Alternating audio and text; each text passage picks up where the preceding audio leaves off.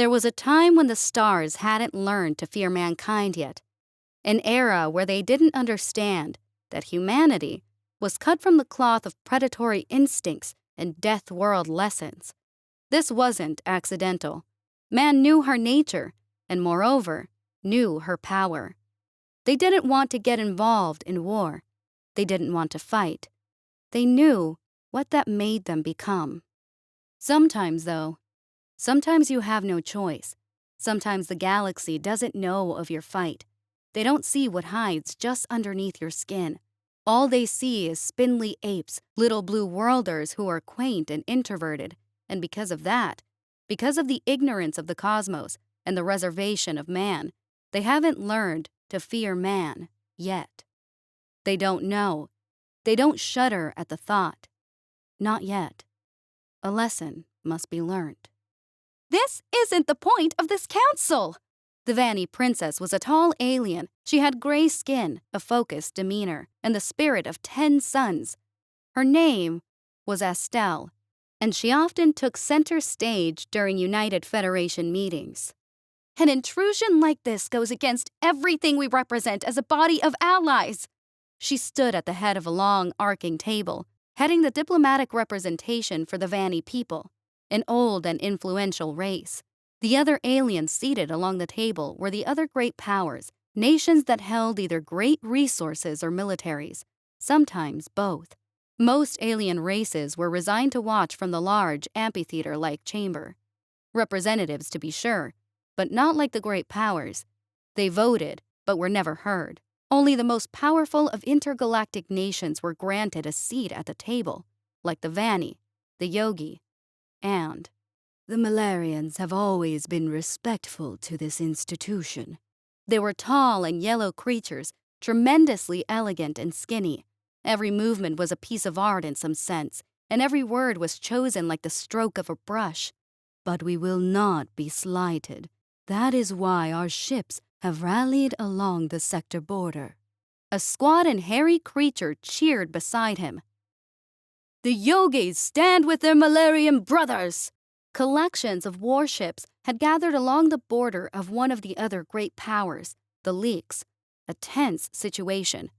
Astel shook her head with agitation. She was trying to hold the place together. You have not been slighted. Neither of you have. She put up a calming and careful palm. This simply must be discussed when tensions have cooled.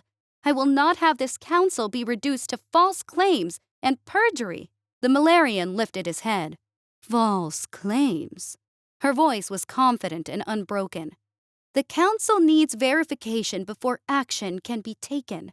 This is another attempt to push back our complaints. His eyes were silky dark, and they reflected the grand and ornate lights of the chamber. Our nation is slighted every day, while the League Miners Corps continues their pursuits in space that is explicitly under our control. We will not sit by and watch our lawful territory be pirated. I would never attempt to silence a member of the lead council. She looked around to make her point clear to everyone. Nor would I stand by while wrongdoing is being done to them. I promise you, much work is being done by Vanny correspondents to garner a comprehensive report. Lady Astel, he warped his hands around his stomach. We all admire what you've done for this council in the recent cycles, but we fear this isn't being handled appropriately. We fear favoritism. We will take action. She was adamant, clear, and composed. On that, you have my word. I fear that promises made inside of this council are losing their weight. The words were as heavy and consequential as they could have been. It was only a sentence, but at its core, it was undermining everything the Galactic Federation stood for. It was an attack on the promises and pacts they made within its hollow chambers. Estelle knew this. Everyone did in some sense, but the room was too worked up to go any further. A good diplomat must know when to be a good coward and retreat to fight another day. I am sorry to hear that. She looked across the room at the council-seated nations and at the witnessing lesser kinds. The room was fading, it was dark, and it darkened her heart. I hope this sentiment will be remedied upon the next council, and I assure you that this will be both the express goals of my people and myself. Thank you for your work, Lady Estelle. We hope you can. The council ended on that haunting, hesitant note, hopeful, but shaded in suspense and fear. Something loomed. Stars! Estelle threw papers on her desk, braided hair now frayed and unkempt. Are they seeking to destroy the council? A human sat across from her, voice casual and with a soft smile. He lounged in her lone guest chair and was wearing a clean black suit, laid back, gentle hair, and the cool demeanor of a seasoned politician. He lit a cigarette and crossed his legs, speaking with a mix of tasteful compassion and a matter-of-fact cadence. Probably. Humans were new to the Federation, one of the lesser nations, and hardly ever voting on anything at all. No one paid much attention to humans, but Estelle liked them. Particularly, she liked Solomon, their choice representative. She thought he was straightforward and level-headed, a rarity in intergalactic politics. What makes you say that? It's in their best interest. To destroy the council? She looked around her small, elegant, and spacious office, eyes exasperated. Diplomatic tact had worn away alongside her energy. Please, enlighten me how that's the case. The Malarians and yogis stand together, yes? She sat down with a huff. Obviously. The yogis led the military coalition of the Federation, correct? Correct. Solomon drew on his cigarette, tasting the smoke with an almost philosophical reflection. He watched the little clouds rise and trail off of the ember. You'd say they have significant pull with the more militant factions. Yes? I suppose. He waved his hand. Then they have the numbers to dominate the council. What? I'm pretty sure my numbers are correct. What are you talking about? I'd guess they have somewhere between 55% to 70% of the firepower of the Federation within their coalition. That's about enough to be sure. Dominate the Federation? She laughed, half ironic and half horrified. You're kidding, right? That's ridiculous talk, Solomon. He put up his hands, mimicking the motions he described. Just like how one planet, boom, crashes into another and predictably sends it into an arc that we can calculate to a T. Intelligent creatures crash into one another, not driven by gravity, but by the force of power. She knitted a brow. The force of power? As predictable as physics. In some senses more so. This is too much. She laughed, albeit a little nervously. The Vanny people, my people, we've never felt this pull to dominate. When's the last time you all had a monopoly of force? Again with these terms. Have the Vanny ever controlled 70% of the galaxy's ability to kill? I'm no Vanny historian either. He reached over onto her desk and poured an amber pungent liquid into an iced glass. But I do seem to recall that it's how do I say this, rather violent history, especially before you all became spaceborne. I seem to remember reading about something your people call the Screamer Wars. Doesn't sound so nice. Her eyes darkened as she looked at him, scowl still persistent, but less harsh, less judgmental. You're one of the galaxy's best politicians. That is obvious. He took a casual drink. But your diplomacy has clouded your intuition for violence. You are not special for your bloody past, as much as everyone seems to be obsessed with hiding it. We all come from similar roots. The stars require sacrifices to be touched. Even my human ancestors understood that when they killed animals in reverence to the sky. We've always known. I don't want violence. He raised a hand. Me either. I don't suspect many do. Then why would the Malarians lead an attempt to cause so much? He tilted his head, settling further back into his chair and looking at the ceiling. I suspect planets never want to crash into each other, Estelle. He took a deep, drawn-out breath. Yet, who can resist gravity? She looked down at her hands, rubbing them over each other as she thought to herself, the force of power. She hated that phrase. She hated it. She didn't want to admit it, but there was a gravity to it. Perhaps he was onto something. Estelle positioned herself at the head of the table. The room was tense, as tight as a string, but she was confident. With care and poise, she adjusted a stack of papers before her, focusing her energy as she prepared for the opening statement. She looked up to the lesser nations and saw Solomon watching her. She wanted to give a courteous smile, but she hesitated. There was a seriousness to him, one she hadn't seen before. He glared down, elbows on his knees, and hands tied into a knot before his mouth. Something was off. "Lady Estelle," her Vanny assistant leaned up from behind her. "We're just waiting on the Malarian representative." She smiled, speaking subtly. "Of course." The League representative was seated beside her, obviously nervous. They were the nation that the Malarians were accusing of stealing their resources. At the moment, there was a standoff on the border of the sector, League ships facing off against Yogi and Malarian ones, a horrible position for the three great nations. "Hey," Estelle laid a hand on her shoulder. "It's okay." Estelle's report confirmed it. By all accounts, the Malarians were fabricating the story. Some illegal mining was going on. But where was it not? By no means was it a full-scale, League-backed operation. This all was ready to be settled like adults inside of the chamber.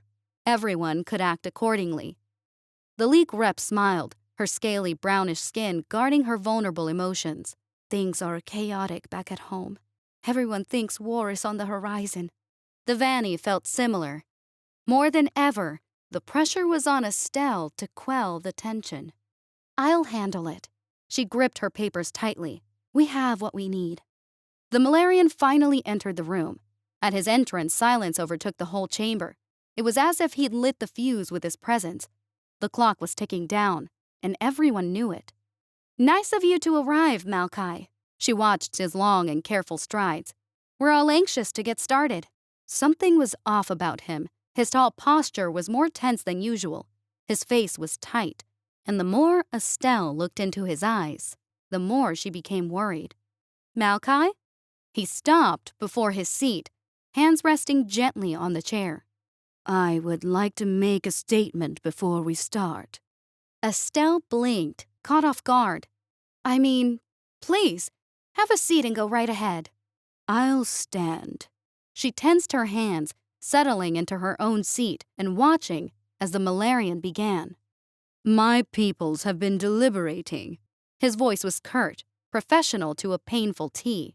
"We have come to the unanimous conclusion, alongside the Yogis, the Bonodos." "You all have been hosting a joint political council without notifying the board?" It was a direct violation of multiple pacts. "You must know this is forbidden." "Lady Estelle." He wasn't even looking at her. "If I may continue, uninterrupted." Under the desk, her fingers were rubbing against each other. She nodded. "All right then." "To continue, a collection of nations, all of whom are listed in a document already delivered to all nations, have agreed with us. This council no longer has the best interest of all its priority. Favoritism has overtaken and halted all necessary Factorism?" She stood up, slamming her hands onto the desk and raising her voice. "Malkai, this is ridiculous." "Interruptions, Lady Estelle, interruptions." She was too heated now. She would not sit by and watch the Malarians spread lies. "I apologize to the rest of the council for this intrusion, but this sort of language and bold statement cannot carry on without deep scrutiny." Malkai lowered his stare, picking up from where he left off. "We are all in agreement, effective immediately. The Malarians and all aforementioned nations are leaving the council." "Malkai?" "Henceforth matters will be taken into our own hands." "Lady Estelle." It was the League representative, color drained from her face and unsteady in their frantic words. "Lady, we are getting word that... Oh, dear stars." Estelle looked at Malkai with disbelief. "Malkai, what's going on here?" He was standing tall, as unmoving and grand as ever. "We have initiated a defense joint first strike. For the sake of saving as many lives as possible, we are taking measures to make sure the conflict is swift and absolute." No. Estelle was dizzy. No, this is not going to happen. "The only nation of concern here is the leaks and their greedy practices. But should any other nation choose to intervene, they shall promptly be treated on equal terms." Estelle's hands clenched. This is a terrible crime. "This is justice." He looked around the room towards the rafters and the other members. "All nations concerned with preserving true legal equanimity and representation should be quick to follow us in our departure." Finally, he looked directly at Astel, almost sympathetically. "We're sorry it had to come to this." Traitor! "We wish you all the best." He turned and left, taking with him a staggering number of representatives, leaving behind a confused, scared, and hesitant room. The leak representative was in shambles, almost collapsing and shaking fear. Estelle brought a hand to her chin, eyes down as she spoke. "We will not leave the leak behind."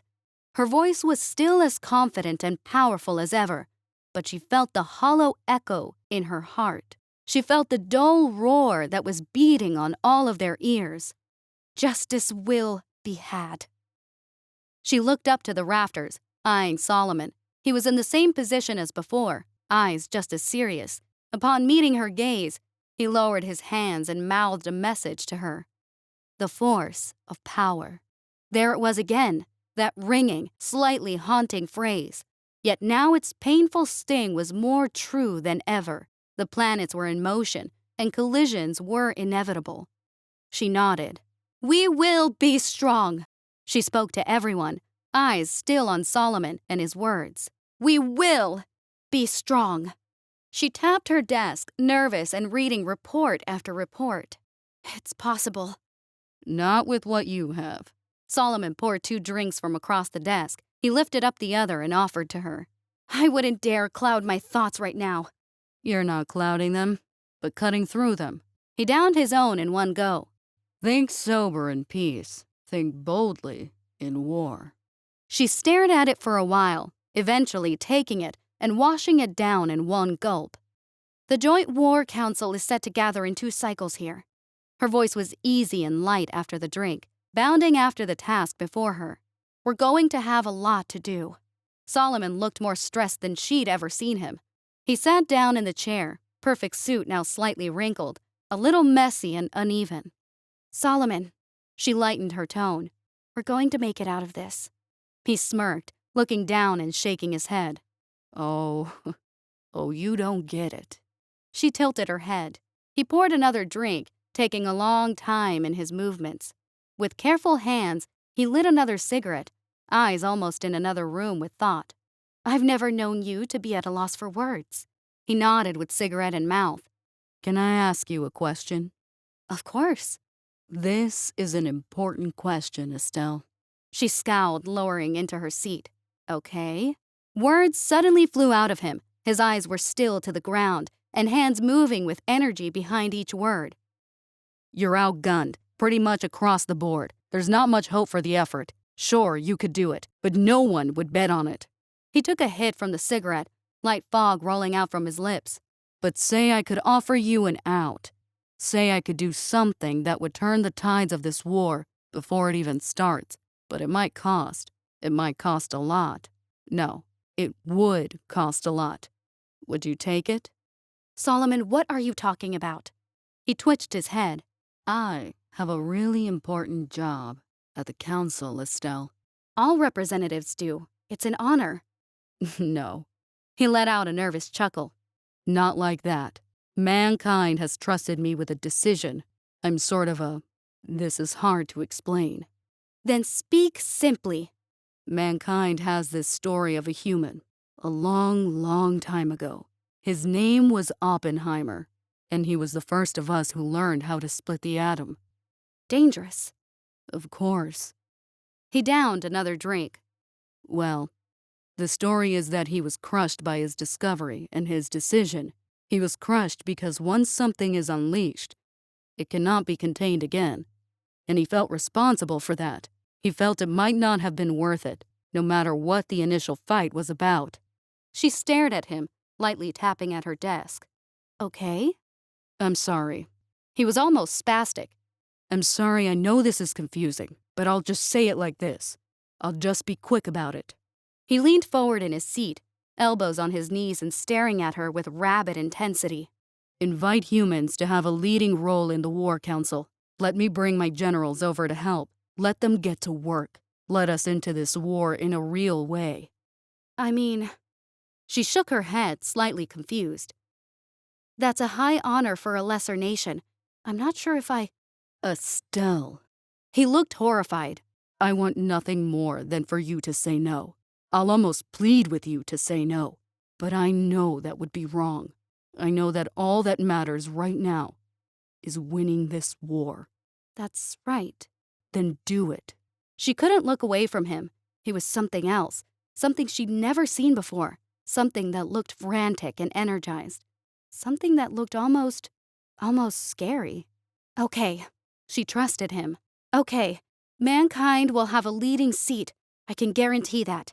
He sucked in his lips, not saying a word, his face curled into a quaint, soft smile. It wasn't happy, but sympathetic, regrettable. He simply nodded his head, poured one more large drink, swigged it down in one go, and left.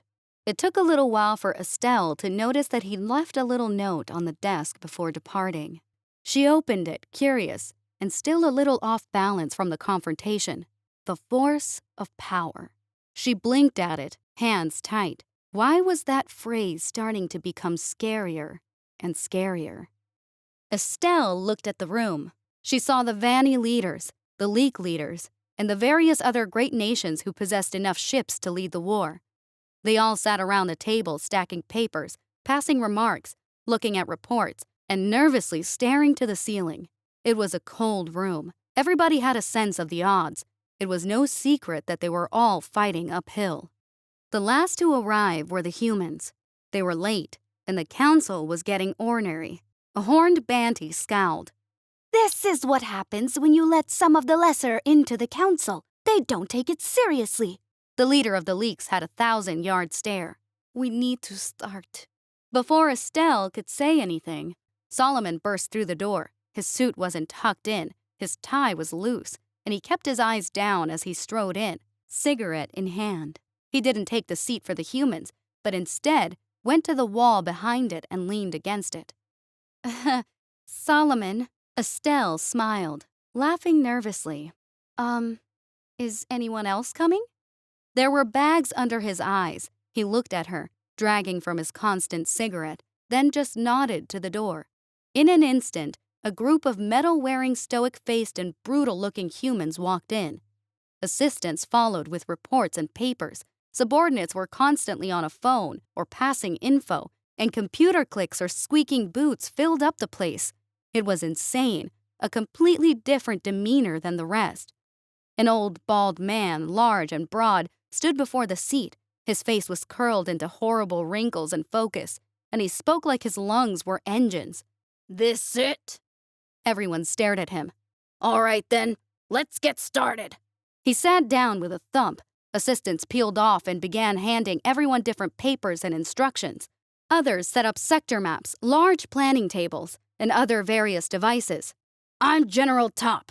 He lit a large cigar. I'm the bastard that's going to kill these bastards. Everyone was stunned. Estelle didn't know what to say. She looked at Solomon for help, but he refused to look up. He had become so small in his little shaded corner, as if he was trying to disappear. What's going on here? The Banty leader growled. You are not leading this council. This is a joint operation. What's your name? Top's cadence alone could crush. I am Grand Admiral Olan, highest of the Banty war chiefs. Good. I don't care. Everyone gasped. Top's mouth morphed into a tense frown, and his brows lowered and aimed as if they were the tips of tank barrels. I don't care what any of you think. What's going to happen is you are all going to shut up and listen. I'm going to show you all in the next 10 minutes why not only do you need us, but you desperately need us. And not only do you desperately need us, you have no choice. Not anymore. Olam blinked dumbly, unsure of what to say. Top opened a large binder in front of him. Let's make the simple part simpler. You lose this war. I suspect the Malarians will at the very least enslave half of you. Estelle balked. What? You're right, he laughed. Probably all. And that's assuming that they don't wipe anybody out. General Top. Estelle's heart raced. I'm not sure if you understand the situation. No, I don't think any of you do. I don't think all of you have gotten through your dumb skulls what's going on here. This isn't a fight for some political edge to your council, but a fight for your very lives. A fight for all the marbles. A fight for the forever. And you know what that means? No one answered. It means anything goes, and I don't think you all are ready for that yet. He straightened up, pointing to an assistant who turned on a large screen displaying strategies and plans. So that's why you got me, and don't worry, I'll make sure nothing is left undone. Finally, Estelle caught Solomon's eyes. It was quick, dark, and terrifying. She looked over at him, watching as he lifted his head, and she went cold. Along the edges of his cheek, small and almost invisible, was one faint tear. A tiny little admission, a horrible apology. What was this? The Malarians and their coalition had been commanding the various sectors at war. Their presence was everywhere. Their effort was total and precise, with the advantage of superior firepower. They moved around with little resistance or worry. In their mind, the battle was practically a mathematical certainty. Then, the first cracks appeared, the first rearing of mankind's head at a bleak and strange Malarian outpost somewhere in the conquered League territories. A Malarian ship approached to refuel. The floating station was a staple for the occupation soldiers, a place they'd come to rely on, a place where rumors and plans were traded as casually as drinks. Yet, when they approached, eking into its familiar port, an imposing chill wrapped around them.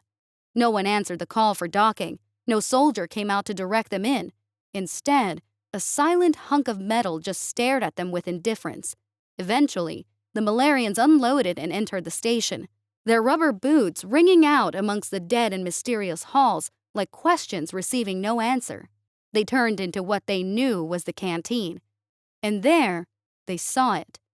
The crew, their friends, their battle brothers, all dead and disfigured. They saw the monstrous work of killers who tied them up one by one, worked out information, then simply moved on to the next.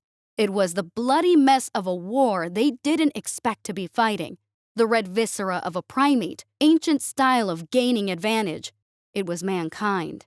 Man became a terrible haunt of war. Every transport was a target, innocents weren't off the menu, and simple mining colonies were fair game. In a snap of dreadful realization, the Malarians and their allies saw that they might be overextended, that this style of unbarred warfare was subversive and impossible to pin down. They gathered back their armies in an effort to reconcentrate their forces and work out internal struggles. Yet, as the armadas coalesced, they discovered another trait of human warfare: reckless bravery. Like lightning on a clear day, mankind broke out onto the battlefield with shocking surprise. No Malarian or Yogi could have predicted why they would gamble against such large numbers disadvantage, yet they did. And they did all across the map. Not all battles were won by mankind, yet it didn't matter anymore. Perceptions were shattered, rules were broken, and fear ruled under the iron command of a human voice. Now, the Malarians and their allies couldn't keep hold onto anything. Every small resource was at risk. Every inch of land was a vulnerability to defend. Yet every attempt at saving it presented an even worse risk of losing even more. Dread ruled the commanders. Apprehension controlled the leaders. and man exploited such sins of war with swift efficiency. The war had changed and morphed into a primal fight, an ancient echo of ancestral tenacity, and only man had never forgotten that sound. Estelle sat alone in her office as the war wore down. The Malarians were close to suing for peace, and she was sure that the rest would follow yet. That was all she was sure of. In all honesty, darkness and angst rested along the edges of her heart.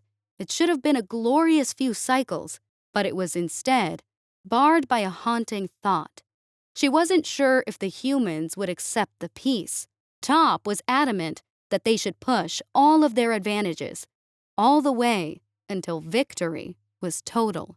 A half peace is not a peace, is what he would say. What is a full peace then? No one had the courage to ask anymore. Solomon was gone. Estelle hadn't seen him since that first meeting, yet she thought about him all the time. She wished he was still around. He seemed to be the only human who could translate their thoughts, their furious passions and feelings. She looked off into the stars from her office. A human fleet was getting ready to depart on another mission. She stopped asking what they were going to do. Every answer made her sick. In her hand was the little letter from before. She looked down at it again, its black and desperate ink handing up a desperate warning from the past. The words made sense to her now, and Solomon's tears, his weird questions and stories all added up now. He was a gatekeeper. He was entrusted with deciding how involved humans should get with everyone else, an Oppenheimer for mankind themselves. And now, they were unleashed. The atom split and let loose. She nodded, looking back up at the fleet and reciting the words to herself. The force of power. Yeah, it was real. It was real, and it was right in front of her eyes. Humanity was the apex predator. They were the demons finally let loose from hell. Solomon had tried to stop it, but it was either stay back or lose the war, and she was beginning to see that the latter was unacceptable to humans. It was his nature, and he hated himself for it. What would happen after this? Where would the planets fall? What crash would happen next? With the Malarians and yogis shackled down, who would take up that void? A vacuum will demand matter from the universe. Solomon had told her that. His words had a prophetic air to them now. She only knew one thing for sure, and it scared her. No matter what happened next, it would be dictated by the most important force in the galaxy: power. And at the moment, power could simply be called one thing: humanity.